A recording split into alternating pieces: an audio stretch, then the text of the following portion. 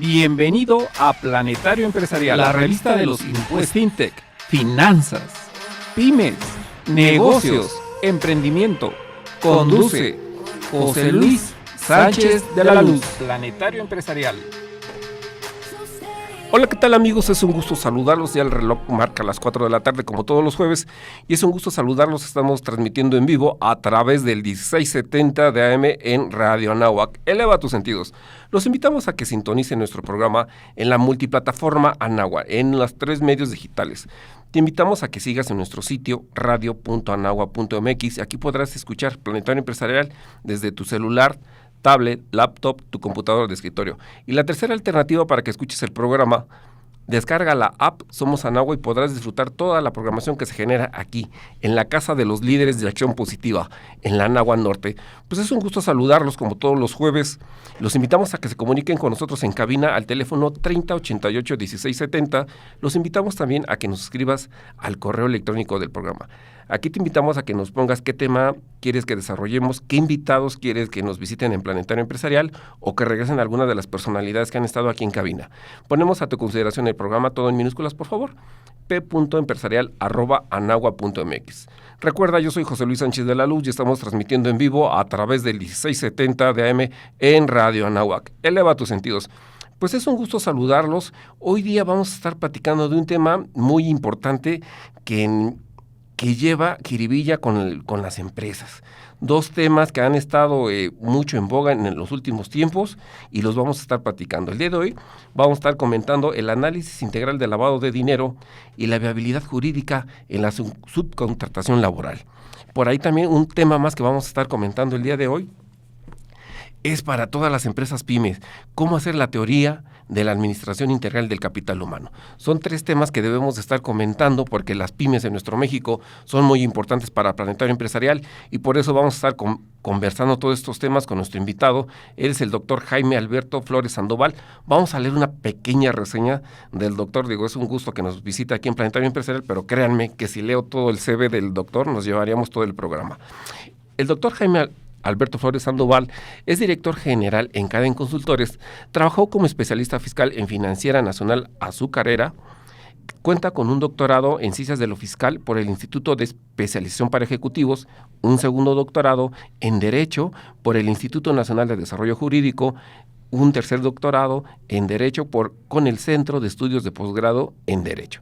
Así también cuenta con 2 maestrías. La primera de ellas es en Impuestos, a través del Instituto de Especialización para Ejecutivos.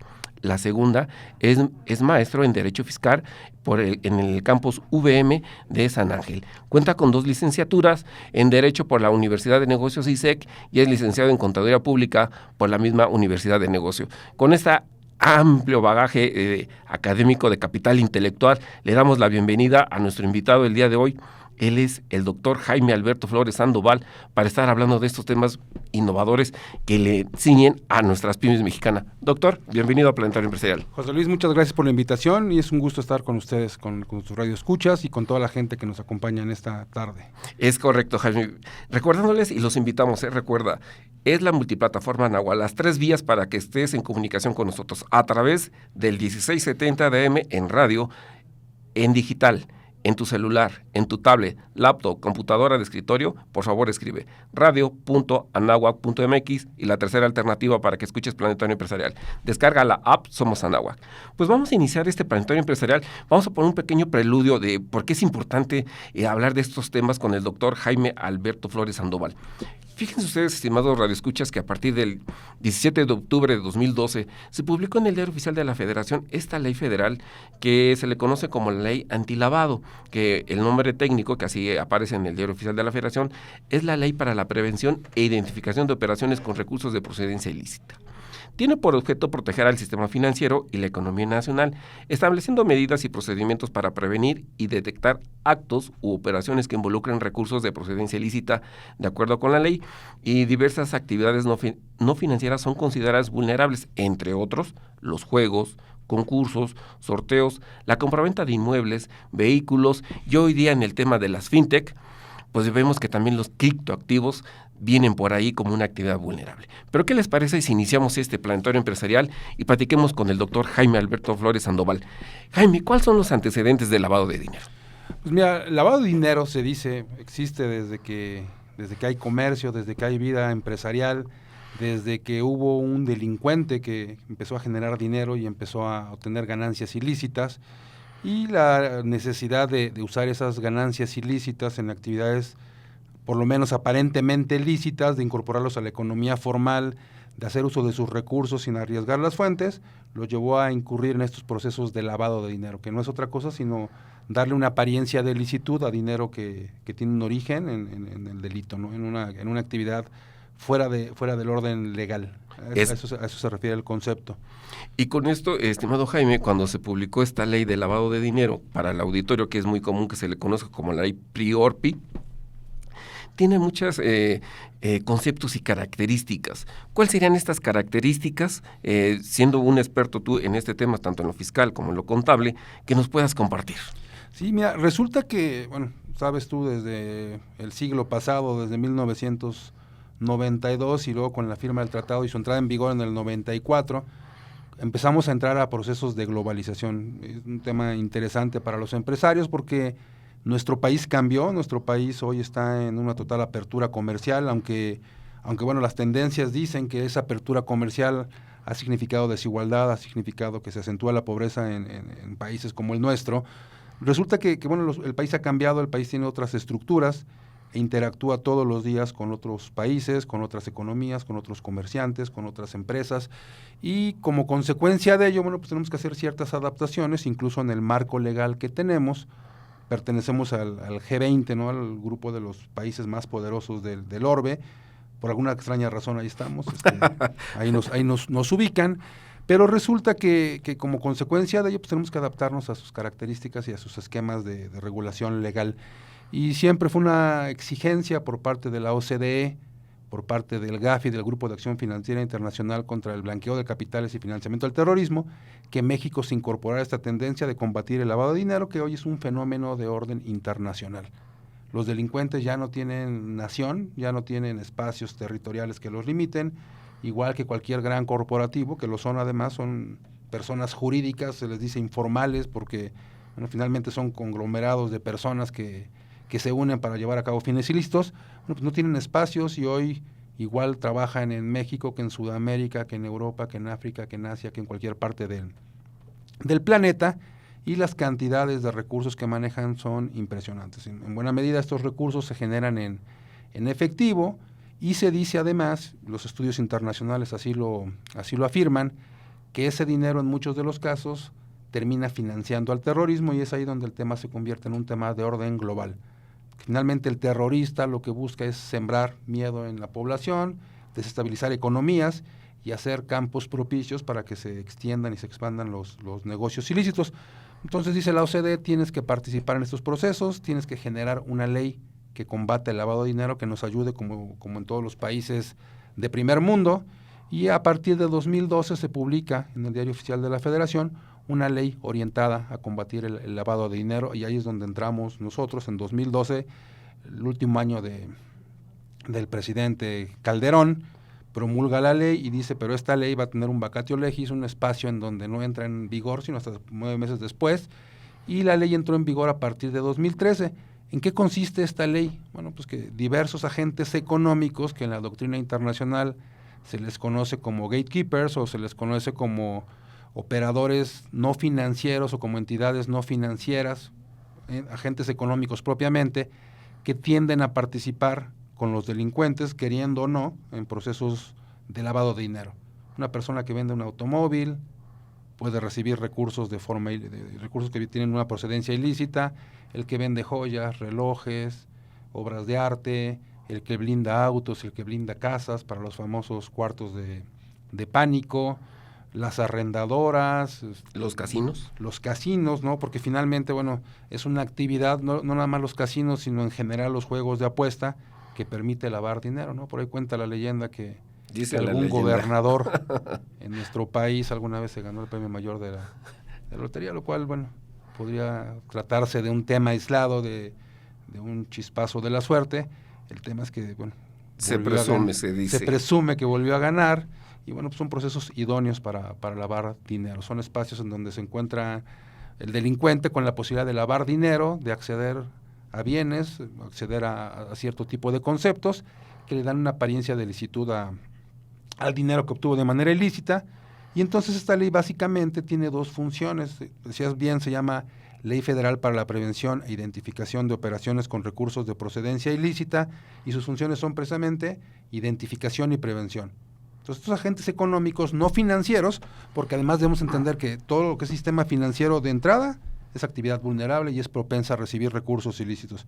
Entonces, ellos en sus disposiciones específicas establecen parámetros para identificar a los probables delincuentes, transmitir esta información a una unidad de inteligencia financiera que tenemos en México, que es dependiente de la Secretaría de Hacienda, y entonces iniciar procesos para determinar si esto pudiera tener un origen ilícito. Pero esta ley que se publica, más que al sistema financiero, que el sistema financiero ya de años atrás estaba preparándose para identificar estos procesos de lavado, está orientada a agentes económicos que llevan a cabo las actividades que hemos mencionado. Venden relojes, automóviles, barcos, aviones, helicópteros, rentan, las donatarias mismas, ¿no? Y ese es un tema interesante, Jaime, porque también la autoridad, cuando haces una actividad, yo lo recuerdo porque fuimos a Cadena a capacitarnos en esta ley. Recordaremos tu ponencia y me llamó mucho la atención que este es un área de oportunidad que hace mucho tema sensibilizar en nuestro México, porque cuando tú vas y compras un automóvil pensando y lo pagas en efectivo, pues también le dan capacitación a estas empresas, la misma autoridad, para ir levantando por ahí un cuestionario de esas actividades que pues se salen del área común de lo que es el día a día, para estar levantando y recabando información, y con los acuerdos que ha firmado de intercambio de información las diferentes autoridades de nuestro gobierno, pues es más fácil que empiecen a estar ubicando cuáles son esas áreas de oportunidad o notas rojas, esos semáforos que le van haciendo sentido a la autoridad, que no son recursos viables. Sí, hay muchos conceptos. Hay un listado hoy de 16 fracciones en el artículo 17 de esta ley, en donde habla propiamente de 17 sectores económicos que serían propensos a recibir recursos de procedencia ilícita, y podríamos decir que no son todos los que debieran estar, y a lo mejor hay algunos que no debieran estar y que indebidamente se han considerado, pero bueno, es parte de las facultades que tuvo el legislador. De hecho, digo 16 porque la ley propiamente nació con 15 fracciones, pero en marzo del año pasado se incorporaron las operaciones con activos virtuales, las famosas criptomonedas, llámense como se llamen, bitcoins o ICO, la de Facebook Libra, que acaban de generar. Entonces, todo ese tipo de conceptos que están fuera del sistema financiero, pues finalmente, lo sabemos, han servido incluso para llevar a cabo actos delictivos. Es correcto. ¿Cuántos extorsionadores no hacen uso de este tipo de medios? Así es. Y quedan fuera del radar de las autoridades. Bueno, en marzo del 2018 se incorporó esta actividad también, que entrará en vigor en septiembre de este año precisamente, y entonces será una nueva actividad vulnerable. Entonces, aquí lo que ocurre es que quien lleve a cabo actividades con estos conceptos que hemos estado mencionando, tiene obligaciones de identificar a sus clientes o usuarios, y en algunos casos y bajo determinados parámetros, reportarle a las autoridades. Aquí el tema es que curiosamente al legislador se le ocurrió que fuera la Secretaría de Hacienda. Eso es correcto porque finalmente estamos hablando de recursos, estamos hablando de conceptos que le atañen a la Secretaría, al que maneja las finanzas públicas. Lo curioso es que la Secretaría de Hacienda le delegó a uno de sus órganos. Al SAT, llevar a cabo estas funciones que no son de fiscalización. Sí, pero bueno, por si de algo te sirve la información, que la información te la manden a ti. Y entonces, además de que es el SAT, además de que es una presentación de carácter mensual que tenemos que estar generando de información, bueno, pues tiende a parecerse en mucho a las actividades que cotidianamente llevamos a cabo los contadores, los que somos contadores. Y entonces el empresario, y este es un tema totalmente ajeno al contador, pero que hoy quien se está preocupando y quien lo está adoptando como propio es él, pues el contador es quien cumple con estas obligaciones, ¿no? De presentar avisos, de inscribirnos, de llevar a cabo los controles de meterse al portal. Que la ley implica, sí, meterse al portal y darle seguimiento a todas las operaciones, y pareciera que es una obligación de contadores porque el empresario dice, es del SAT, es mensual, es el día 17. Pues y huele a contador. Es del contador, ¿no? Cuando el tema tiene implícito, por sus características, temas de orden legal, temas de orden administrativo, de control, y bueno, finalmente ha recaído en el contador, y yo creo que es un tema que se tendría que analizar mucho más a fondo, porque muchas de las empresas en principio ni siquiera se enteraron de que tenían las obligaciones, personas que venden relojes, los que venden automóviles, esos por descartado lo saben. Sí, eso es normal, Ahí ¿no? No hay dudas, pero el que vende un reloj, el que vende una joya... Las asociaciones civiles, las iglesias. Las asociaciones civiles, por ahí hubo algunas multas importantes para las organizaciones civiles. Y de eso es bien interesante, estimado Jaime, que estemos socializando esto. Ya vamos a hacer el corte, nos están avisando aquí en nuestra cabina de producción, pero antes de irme al corte yo quiero dejar una pregunta al aire para el doctor Jaime Alberto Flores Sandoval, que nos las conteste para regresando del mismo. El año pasado, como bien lo refieres por ahí, y en la conferencia de prensa del Instituto Mexicano de Contadores Públicos, el presidente en ese entonces, José Becil, refería en esa conferencia que alguna iglesia que él conoció esos reportes que genera la autoridad fue sancionada con varios millones de pesos, precisamente como bien lo estás... Casi 20 nada más. Casi 20, o sea, imagínense, nada más, casi 20, porque el desconocimiento de la ley no te exime de su cumplimiento. Muchas de este tipo de organizaciones pues, culturales, religiosas, no estaban en el radar para ver esto o no tenían un personal confiable, competente que les auxiliara para cumplir esta nueva misión de la autoridad. Pero eso nos lo va a responder el doctor Jaime Alberto Flores Sandoval. Regresando del corte, nosotros les informamos que estamos transmitiendo en vivo a través del 1670 de AM en Radio Anáhuac. Eleva tus sentidos. Te invitamos para que nos escuches de manera digital en nuestro streaming, en nuestro sitio radio.anáhuac.mx, y te invitamos a que descargues la app Somos Anáhuac y ahí vas a tener las 3 alternativas para escuchar Planetario Empresarial. Yo soy José Luis Sánchez de la Luz, estamos en vivo, Planetario Empresarial por el 1670 de AM. Voy a un corte y yo regreso. Planetario Empresarial, a través del 1670. Eleva tus sentidos. I can't do this anymore. Please just let me die. Planetario Empresarial. ¿Tienes dudas? Planetario Empresarial. Planetario Empresarial. Escríbenos al correo p.empresarial@anagua.mx. Regresamos.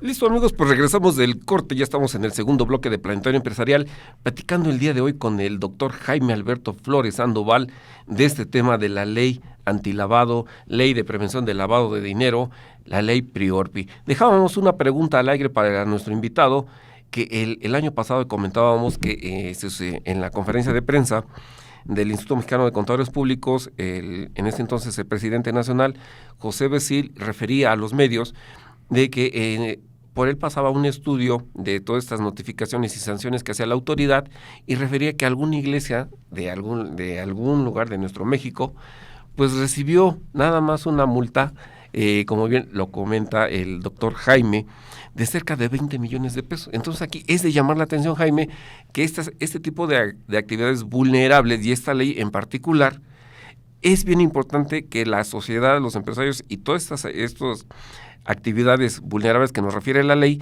debemos de estar presentes de todas estas novedades y de las sanciones. Jaime, me gusta platicar con los abogados, y tú que eres abogado y contador, hay dos términos que me gustan de ustedes.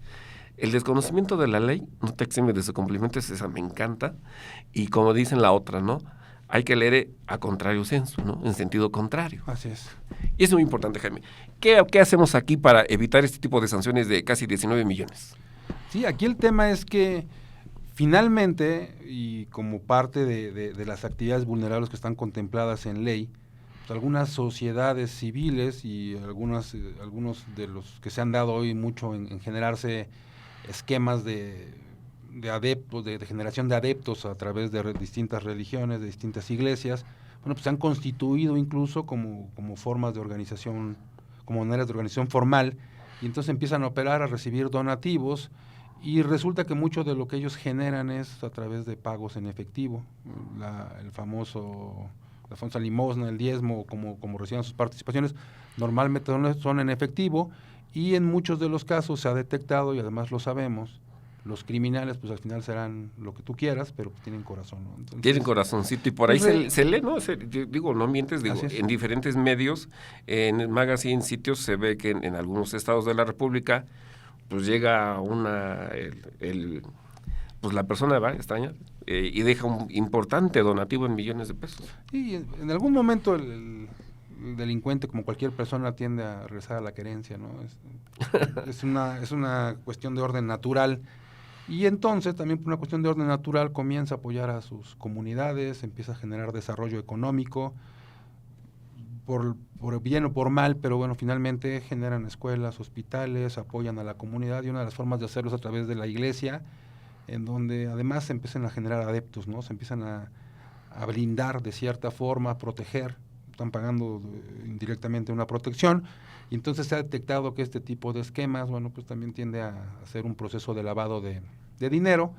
Se les exige a las iglesias que de igual forma presenten sus avisos, pero ellos, como muchos otros, no se enteraron o no se quisieron dar por enterados y no cumplieron con sus obligaciones ni de identificación en primera instancia. Es evidente, ¿no? Claro. No vas a querer identificar y mucho menos presentar un aviso respecto de tu patrocinador, si le queremos llamar así, y entonces eso a grandes escalas le mueve a la UIF, porque finalmente el dinero tiende a bancarizarse, y bancarizado es un tema que también se convierte en una actividad vulnerable para efectos del sistema financiero. El sistema financiero le notifica a la UIF y la UIF ejerce las facultades de verificación que tiene contempladas en la ley y establece multas. Y eso es interesante, ¿no? Y siguiendo con este tema, Jaime, por ahí se salió publicado el 16 de abril de 2019 de este año, esas disposiciones de carácter general que regulan los programas para presentar un programa de autorregulación precisamente para los sujetos obligados en materia de prevención de lavado de dinero, las cuales entrarán en vigor el 19 de junio de 2019. Aquí, Jaime, ¿cómo podemos apoyar al ecosistema empresarial que rige a esta ley de prevención del lavado de dinero? ¿Cuáles serían los requisitos para obtener la autorización del programa? Sí, que precisamente a eso iba llevando la plática. Hay incumplimientos como el de la iglesia que mencionamos, pero no nada más la iglesia, hay muchas empresas incluidas bajo la perspectiva de la UIF, también las empresas de subcontratación, aunque hay por ahí un tema de interpretación que... Y ahorita vamos a hablar de este tema. Que a mí no me parece tanto, pero bueno, hay una serie de empresas que no han cumplido.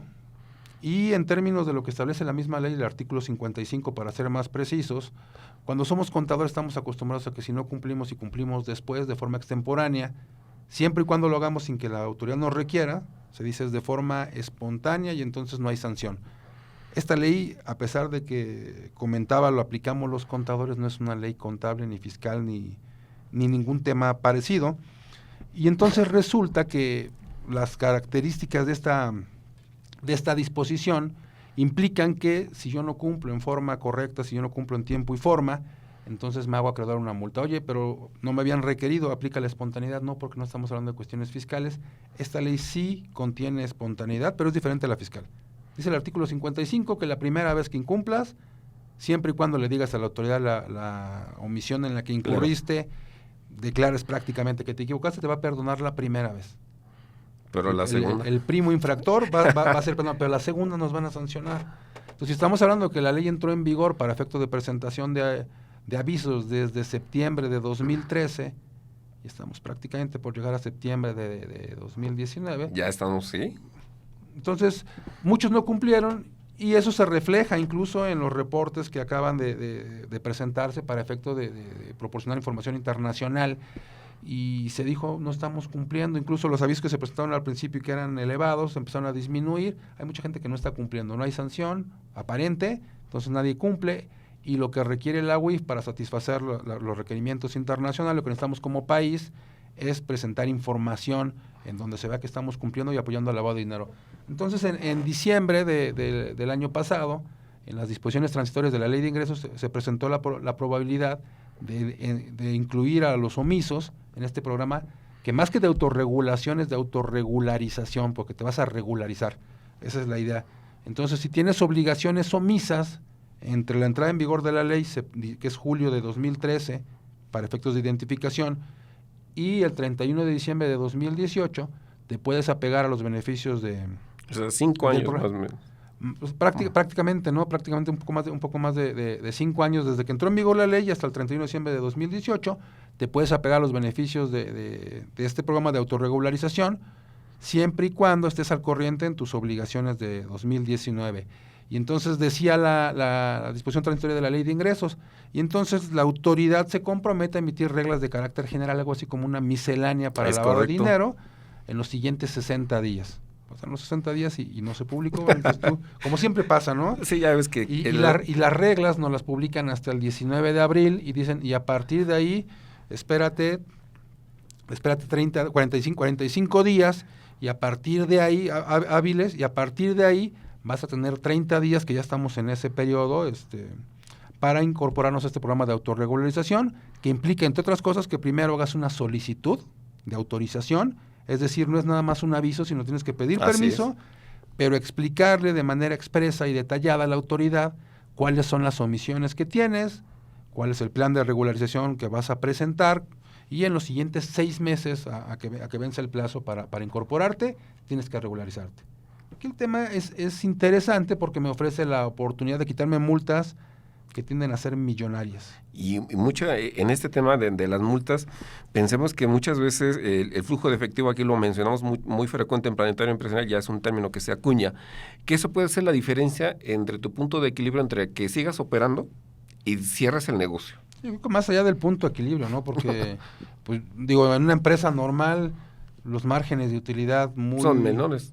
muy optimistas, a lo mejor los tenemos entre el 5%, y una empresa exitosa a lo mejor lo tienen en el 20 o en el 25%, y eso Ya te fuiste. sí, es un monopolio a lo mejor, ¿no? Exacto, sí, Pero si hablamos de estos gastos que no están considerados y que además me implicaría molestias de la autoridad, contratar personal especializado en el área jurídica y quizá en el área contable para que me resuelva el tema, bueno, pues sí puede acabar con una empresa, ¿no? Y por eso es de ahí la importancia de que escuchen Planetario Empresarial, y cual por eso agradecemos, y fue invitado nuestro amigo el doctor Jaime Alberto, para estar platicando de estos temas de prevención del lavado de dinero, porque este tema, como bien se está refiriendo aquí al aire en vivo, es un mundo, Jaime, donde, como bien lo estabas mencionando en el primer bloque, es un mundo donde el contador, el abogado, van de la mano. Así es. Van de la mano, ¿no? Porque yo no consigo hoy día que en la economía del conocimiento nada más, ciertamente, como bien lo refieres, pues está la Secretaría de Hacienda y Crédito Público que se lo manda al SAT, y el SAT, el empresario ve, si es del SAT, es del contador. Así es. Pero el contador también debe de tener sus competencias y saber identificar cuándo sí puede y cuándo necesita ayuda para hablar con el empresario, para hablar con el dueño de la empresa, de la asociación civil o del órgano administrativo que suceda, como lo refiere esta ley, para pedir hacer un equipo, que se haga un equipo en conjunto, donde se sumen las competencias, donde se sume el contador y el abogado, para estar y analizando qué hacer y qué no hacer, porque me llama mucho la atención que este programa te permite 5 años, Jaime, pero literalmente pues te vas a confesar de todas tus omisiones, y al final del día, como el famoso CFDI, pues le vas a mandar la bolita a la autoridad de todas tus actividades que dejaste de hacer en tiempo y forma, y que de aquí en adelante pues ya te va a tener mucho más identificado, y precisamente es el objeto de esta ley, para estar sabiendo cuáles son tus ritmos de operaciones normales o vulnerables, como lo menciona la legislación. Sí, aquí el tema es interesante, me permite autocorregirme. Ese es al final del día el tema. El problema es que es un programa que es absolutamente discrecional. Entonces yo le pido la autorización y le digo, permíteme entrar a tu programa, y la autoridad puede decir ¿Sí o no? o puede decir no, o puede decir medio sí, medio no. O espérame, ¿no? Y por esta parte sí, por esta parte no. Hay algunos supuestos en donde yo saldría inmediatamente del programa. Por ejemplo, si a mí efectivamente se me sigue una investigación por lavado de dinero, si yo ya estoy inmerso en procesos en donde se han detectado la incursión de recursos de procedencia ilícita, pues evidentemente se me va a negar la autorización. Estás lavando dinero y todavía quieres que te dé permiso de presentarlos ahí. Bueno, son cuestiones de orden, ¿no? De orden lógico. Si no estás al corriente en 2019, bueno, pues va a ocurrir exactamente lo mismo. Pero bueno, el deber ser o la expectativa que tendríamos es que me permitieran acceder. El tema es después que yo ya le avisé de que estoy mal y cómo estoy mal, y si en los 6 meses no cumplo, pues entonces la autoridad tiene ya todos los elementos para inmediatamente sancionarme por todas las posibles omisiones, llevar a cabo visitas de verificación, etcétera, etcétera. Entonces es un tema que debe tomarse conciencia, no se puede dejar en manos de cualquiera, hay que conocer la materia, porque hoy muchas personas están preocupadas porque se habla de préstamos también como actividad vulnerable de empresas que no son del sistema financiero, y operaciones cotidianas como lo que le prestamos a un trabajador o a empresas filiales, etcétera, etcétera. Hay quien tiene la duda, oye, ¿y esto lo reporto o no lo reporto? Hay diversos conceptos que habría que valorar bien, porque si no tengo la obligación y me inscribo a un padrón, es como cuando los contadores damos de alta una obligación que no tenemos y después tenemos que presentarla hasta que la tengamos que disminuir. Entonces, sí hay que tener cuidado en ese esquema, en ese tipo de valoraciones, pero sí tocabas un punto muy sensible. Hay que hacer conciencia de que tenemos hoy múltiples obligaciones, no nada más por el lavado, también por la subcontratación, también en el ámbito laboral, derivado de la reforma que se acaba de publicar el 1 de mayo. Y entonces hay muchas cuestiones que las empresas ya no pueden dejar de lado ni al arbitrio del contador, ¿no? Porque hay que establecer ciertos procesos, ciertos esquemas de debido control para que las cosas pasen como tiene que ser.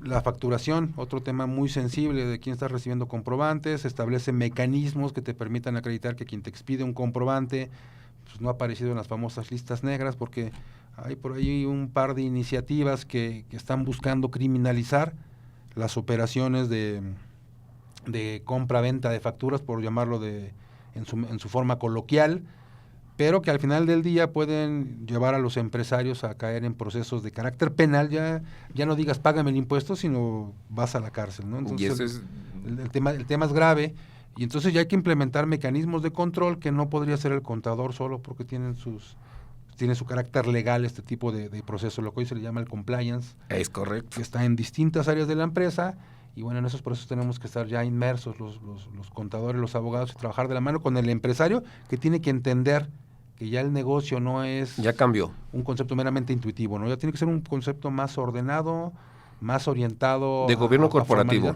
De gobierno corporativo, que al final del día es quien tiene que encargarse de vigilar todo este tipo de circunstancias. Entonces hay que amalgamar una estructura administrativa interesante, que además me va a permitir subsistir en un mercado muy competitivo. O sea, el que no esté preparado, pues va a tener que enfrentar esto, más allá del tema empresarial, más allá del negocio, más allá de la esencia de lo que haces, vas a estar preocupado en atender temas que ni son de tu negocio, ni te generan ningún beneficio, al contrario, y que además te va a restar en muchos otros aspectos. Entonces, la invitación para que se sensibilicen, cuando hablamos de calidad siempre se da un módulo de sensibilización para que sensibilice a la calidad. Ya creo que aquí debemos de estar, y te vamos a invitar, Jaime, para estar haciendo un programa exclusivo de compliance, porque hay que sensibilizar, empoderar y delegar para que todo el empresariado mexicano sea sensible a las áreas de oportunidad que estamos viviendo. Nos quedan 2 minutos para terminar este segundo bloque, Jaime, y yo quisiera aquí tus comentarios precisos, como eres tú, te caracteriza este líder en el tema fiscal y en el tema legal. Hablemos y retomemos el tema del fintech, porque es algo, Jaime, que está hoy en boga. Lo mencionábamos antes de ir al primer corte, mencionabas esta criptomoneda que ya viene con Facebook. Aquí en Planetario Empresarial desde el 2015 hemos hablado de inclusión financiera de las fintech, le hemos dedicado varios programas a hablar de las cripto, pero hace sentido de que ya al ser una actividad vulnerable, también la gente debe de ser sensible, que cuando al momento que compra el Bitcoin, pensemos que es la criptomoneda más conocida y más usada en nuestro México, por así decirlo, debe de estar presente que cuando lo venda va a ser susceptible de esta actividad vulnerable. Sí, así es. Hay un tema ahí precisamente vinculado con el concepto de activos virtuales.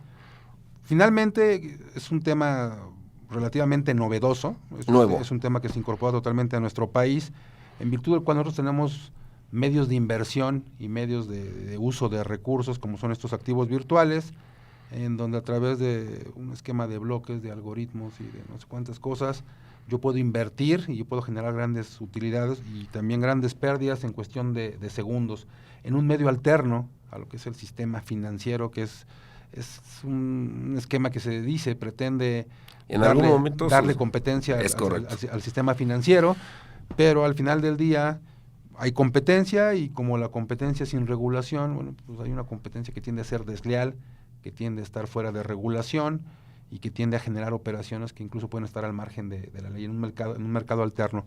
Por eso la necesidad de que quien participe como intermediario esté hoy obligado a identificar y a presentar información de sus clientes o de sus usuarios. Voy a un corte y yo regreso. Planetario Empresarial, a través del 1670.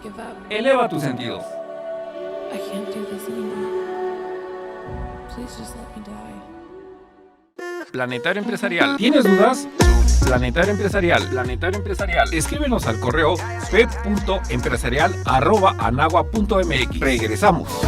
Listo, amigos, pues regresamos a Planetario Empresarial, al último bloque. Estamos platicando hoy día con el doctor Jaime Alberto Flores Sandoval del tema de análisis integral de lavado de dinero, la viabilidad jurídica por la subcontratación laboral y la teoría de la administración integral del capital humano. En los dos primeros bloques nos desarrollamos estos temas de lavado de dinero, Jaime, pero se quedaba una consulta para cerrar este tema y iniciar el último bloque. El tema del fintech en nuestro México es líder, según la Comisión Nacional Bancaria de Valor en nuestro México. Ellos tienen identificadas 515 startups que se dedican a la inclusión financiera. La pregunta obligada, ¿pagan impuestos? ¿Cómo los pago si yo soy un inversionista en estos temas del fintech? Sí, aquí el tema es que es una cuestión novedosa, es una cuestión que no está contemplada en muchas disposiciones y bien dice, somos pioneros y somos líderes en Latinoamérica, por lo menos en este tipo de conceptos, me parece que únicamente después de Brasil. Es correcto. Y ahí estamos nosotros a la saga. Pero el tema consiste en que, bueno, generamos al final del día inversiones que nos generan rendimientos, pero esos rendimientos no están contemplados, por ejemplo, en la ley de renta, no están contemplados en la ley del IVA, en muchos de los casos no hay... Y en la misma ley fintech no hay un capítulo del tema fiscal. Sí, no hay una disposición fiscal porque además no es el objetivo, no es una disposición que tiene que te regula. Otro carácter. Lo que regula esta ley, lo que establece esta ley para regular a las instituciones de tecnología financiera, básicamente orientada a dos conceptos, ¿no? Las instituciones que reciben recursos de posibles inversores. Y el crowdfunding, estamos hablando del crowdfunding. Y los que generan recursos para gente que necesita ciertos conceptos, ¿no? Y las receptoras de pago, ¿no? El famoso PayPal. Los monederos electrónicos. Pago fácil y todo ese tipo de conceptos. Básicamente está orientado a esos dos temas, que son diferentes, por ejemplo, de los de lavado de dinero. Aquí el tema es que en una regulación más amplia, bueno, por principio de cuentas, para el que recibe algún beneficio tendría que estar contemplado, a mí me parece, como una posibilidad, como un interés, y entonces regularlo en términos de renta y de renta, como si fuera un interés más, que no está contemplado porque los intereses no hablan específicamente del concepto, y en términos fiscales, ahí tendríamos que remitirnos al artículo 5 del Código Fiscal de la Federación. Las disposiciones fiscales son de aplicación estricta, lo cual no quiere decir necesariamente interpretación estricta, lo que significa es que no podemos aplicar por analogía. Y podríamos decir un rendimiento de una empresa de este tipo, pues pareciera interés, sí, pero no es interés. Como tal en la ley no lo está describe. descrito y entonces no aplica la analogía. Entonces sí, todavía falta una evolución porque además en muchos de los casos tendríamos que remitirnos a la fuente de ingreso y dónde está el ingreso y dónde se es residente.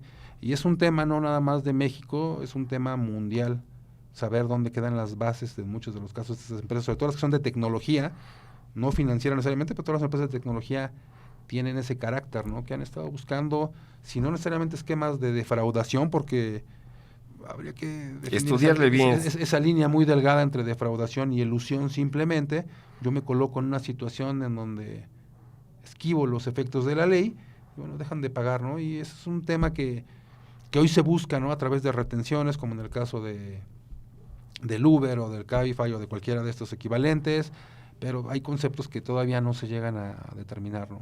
Y se empata, estimados radiousuarios, ciberescuchas, se empata esta declaración del doctor Jaime Alberto Flores Sandoval.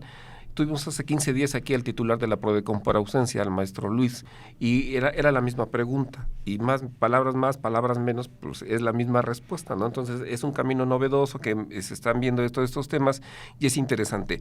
Vamos a seguir platicando aquí en Planetario Empresarial y Jaime te vamos a seguir invitando para ir viendo esta evolución, porque este tema novedoso de estos modelos de negocios disruptivos, pues también es un tema de un estudio que merece un estudio, porque por ahí es una economía que está generando mucho ingreso, pero que esa parte todavía se está afinando el tema legal, el tema impositivo, para saber qué hacer.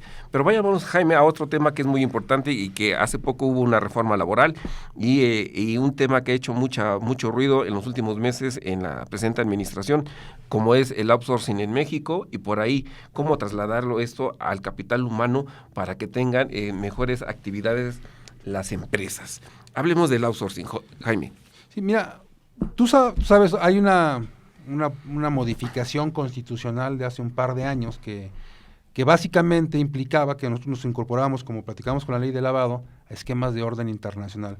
Se nos requería internacionalmente, en esta ocasión por la Organización Internacional del Trabajo, que adecuáramos la ley para reconocer preceptos que rigen en el mundo laboral, en donde se decía que México no respetaba, por ejemplo, el derecho de sindicalización de manera plena, y entonces se incorporaron mecanismos incorporados en un acuerdo 98 de la Organización Internacional del Trabajo, en donde se dice que la impartición de justicia, que tradicionalmente y desde nuestra Constitución del 17 se han dirimido las controversias en el Poder Ejecutivo. Las juntas de conciliación y arbitraje pertenecen al Poder Ejecutivo y no al judicial, como tendría que ser, por lo menos de manera ideal. Y un tercer concepto es que se niegan derechos colectivos de los trabajadores. Entonces, se hizo una modificación constitucional para crear tribunales laborales, para que la justicia se imparta desde el Poder Judicial, como tendría que haber sido siempre, y no desde las juntas de conciliación y arbitraje, lo cual requería que se generaran modificaciones a disposiciones secundarias, como la Ley Federal del Trabajo, como la Ley del Seguro Social, Infonavit, etcétera, etcétera. Esa modificación estaba pendiente y urgía porque, bueno, finalmente las juntas tienden a desaparecer. Hoy por lo menos ya estamos en una espera que se dice que a partir de 4 años empezaremos a ver los efectos, pero esos juicios tan lentos que siempre hemos tenido en materia laboral, tan tortuosos, tan de ida y vuelta, porque terminan y vuelven a empezar, bajo distintas argucias de cualquiera de las dos partes. Bueno, la idea es que hoy se hagan procesos más ágiles, que realmente se imparta justicia, y que antes de llegar a esos procesos de controversia, hay un órgano conciliador que lleva a cabo en términos reales esa función que hoy no se da. Una junta de conciliación tendría que proponer realmente esquemas para no llegar al juicio, y no ocurre en esos términos. Y bueno, finalmente se da esa reforma laboral que ya era una exigencia y una necesidad, incluso por efecto del tratado, del famoso TEMEC, ¿no? Del acuerdo 23 también del TEMEC. Bueno, pues resulta que se da esta reforma, finalmente se venía trabajando, pero una de las exigencias de este nuevo gobierno, que hoy sabemos cómo opera este nuevo gobierno, con una fuerza que ya no se veía hace muchos años en el país para un solo partido político, empezó a exigir que como parte de los requerimientos de la reforma tendría que incluirse el outsourcing, quizá malentendiendo el concepto, y que tendría que desaparecer. Porque hay campañas ahí muy fuertes. Hay campañas muy fuertes, y yo creo que en buena medida hay razón en lo que dicen. Sin embargo, yo creo que el concepto se malentiende. Hablan de outsourcing, una denominación anglosajona que no existe en ninguna disposición mexicana, pero el outsourcing lo podemos entender de muchas formas, ¿no? Exacto. Outsourcing significa fuentes externas. Entonces, si yo pido mensajería internacional, es outsourcing. Si yo recurro a un despacho de contadores o de abogados, es outsourcing, y ellos pueden estar trabajando desde sus oficinas y nunca estar dentro de las mías. Si yo produzco automóviles y mando a hacer partes de esos automóviles a otra parte del mundo, eso también es outsourcing. Y tenemos también dentro de ese esquema de outsourcing a la subcontratación laboral. Y ahí te quiero hacer 2 preguntas que nos mandaron del auditorio. A ver, Jaime. Yo soy la empresa X y estoy trabajando vía outsourcing, que fue mi contratación. Si yo me contrato vía outsourcing, ¿dónde quedan? ¿Hay una disminución en mis derechos laborales? Sería la primera. Y la segunda, ¿cómo queda mi pensión? Pensando que también es un tema bien sensible hoy día con el tema de las pensiones. ¿Dónde queda la pensión del trabajador cuando trabajas vía outsourcing? Sí, aquí mira, ¿qué pasa? Yo disminuyo mis derechos laborales trabajando con outsourcing. Habría que entender, te decía que el outsourcing pueden existir distintas modalidades. Quizá aquí la pregunta tendría que remitirse a la subcontratación. En la subcontratación dice el artículo 15A de la Ley Federal del Trabajo desde 2012, desde el 1 de diciembre de 2012, que entró en vigor.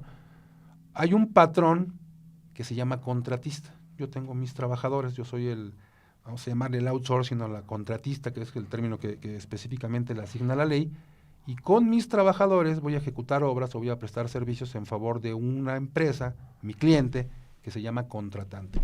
Entonces,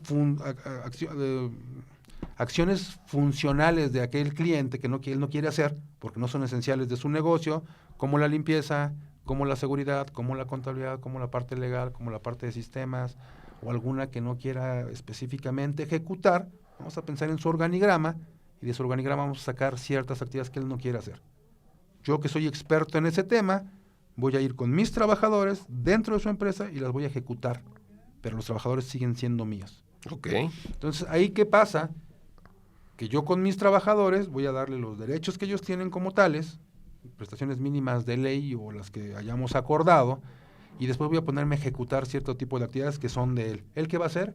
Él no va a dar órdenes, él no va a mandar, él solamente tendría que fijar qué es lo que quiere que hagamos y supervisar que lo hagamos bien. El acuerdo entre pares. Sí, hay distintas relaciones, la que surge entre contratante y contratista, que es una relación de orden mercantil o civil, la que surge entre el contratista y sus trabajadores, que es laboral, y la que surge entre los trabajadores y mi cliente, que es funcional, pero no existe una relación entre ellos, aunque ahí ese es el mundo del deber ser. En la práctica, bueno, sabemos que muchas veces el patrón real sigue siendo uno y entonces el contratista se convierte única y exclusivamente en una pagadora. Y ahí también entras... Y ahí lo que buscamos es cómo le voy a pagar a este, de tal forma que a aquel le cueste más barato, de que no le dé utilidades, y esa es una forma de desvirtuar la relación laboral. Si me preguntas, oye, ¿disminuyes mis derechos en un mundo ideal? No.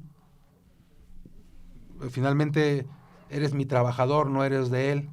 En el mundo real, bueno, esto tiende a generar esquemas de simulación, en donde realmente los trabajadores son de aquel, pero él me da el dinero a mí para que yo le pague, y entonces yo soy lo que dicen en Quintana Roo, sobre todo, yo soy nada más una pagadora.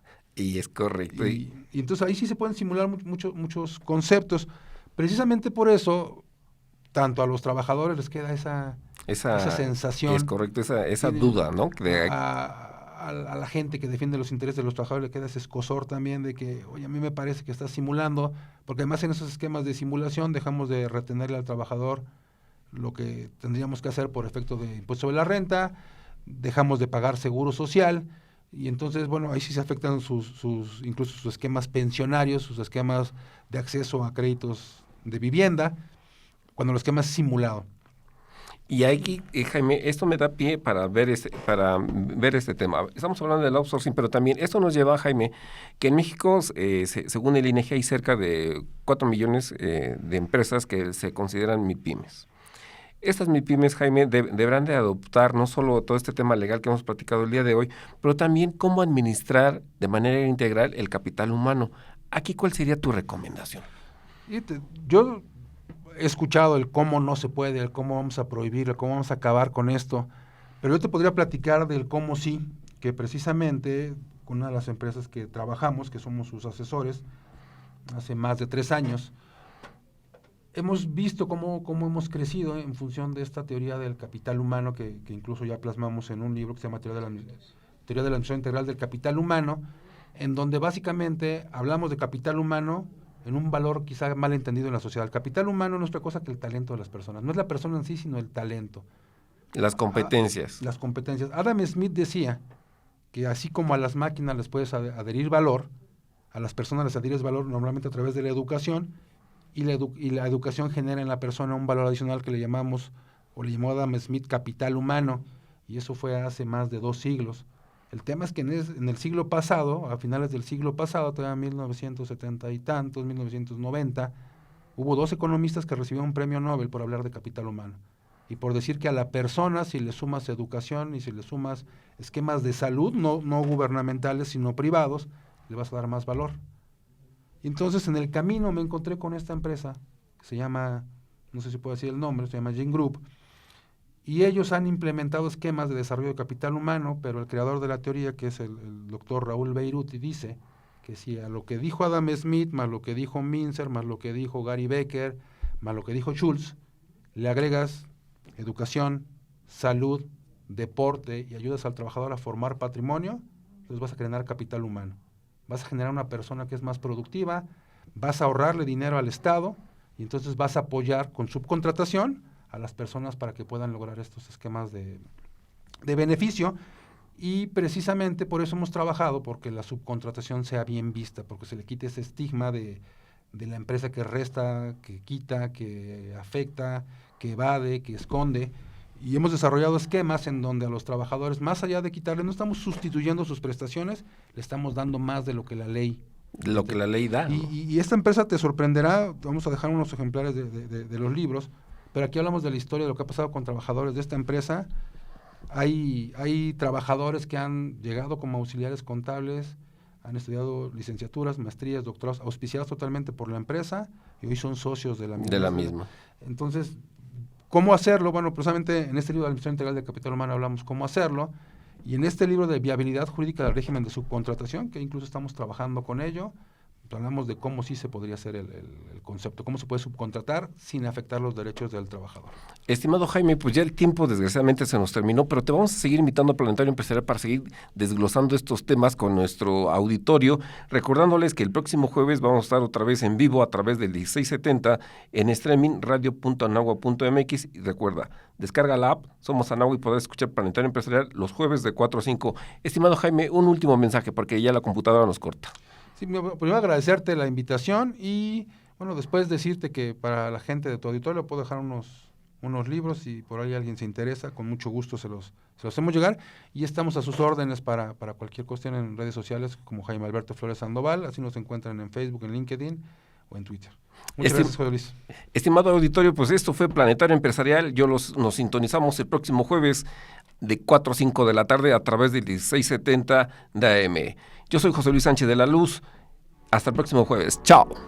Hasta aquí llegamos en Planetario Empresarial. Planetario Empresarial, Planetario Empresarial, Planetario Empresarial. Los esperamos la próxima semana en Planetario Empresarial. En la conducción, José Luis Sánchez de la Luz.